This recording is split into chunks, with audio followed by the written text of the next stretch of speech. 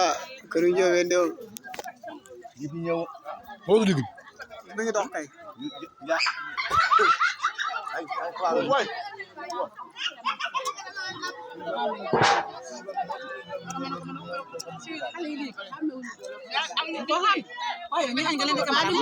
Cheikh Diop ni ma camara gi Cheikh Diop kan man ma jëlal ma ko jil fa dégg ma jil fa la ko yónnee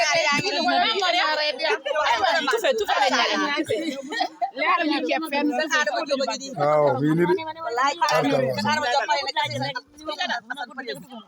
lépp jàmm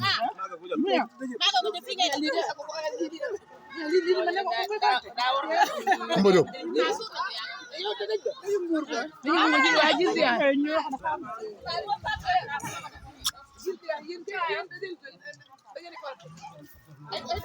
dugal